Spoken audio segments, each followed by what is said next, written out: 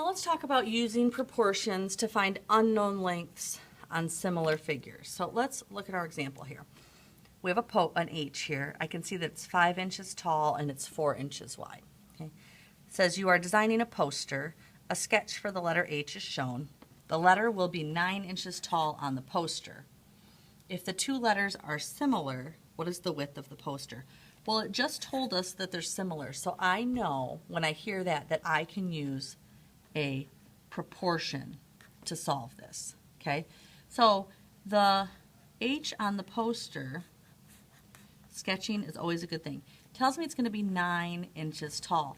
The question is, what will the width be? That's what we don't know. What is the width? That's what we're trying to solve, okay? So we're going to set up a proportion. I can compare corresponding side lengths. So 5 and 9 are the corresponding side lengths. So I'm going to put 5 on top, 9 on the bottom. Here I'm going to put the widths. Since I used this figure on top, I'm going to use the 4 inches on the top of this figure. And the W is what I don't know. And so now I'm going to solve this proportion to find out how wide the H will be. So I'm going to cross multiply. 5 times W equals 9 times 4. So 5W equals 36. I'm going to divide both sides by 5 to simplify. And the width is going to be 7.2 inches. Okay?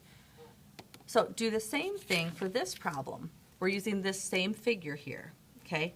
But now the letter H on the poster has a height of 14 inches, and you need to know what is the width. They are still similar. So you're going to draw first a picture of the H, and then set up your proportion and solve.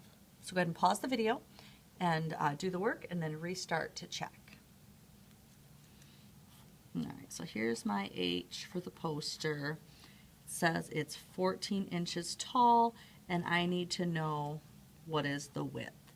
So I'm going to set up my proportion because the two figures are similar. I'm going to start with this one on top. So 5 is going to go in the first ratio. The side length that corresponds to 5 is 14, so 14 is going to go on the bottom. 4 is going to go on the top of this one, and then the W is going to go on the bottom. And so again, I cross multiply. 5 times W equals 14 times 4, and so 5W equals 56. So then to simplify, I'm going to divide both sides by 5. And so the width of this letter H is going to be 11.2 inches.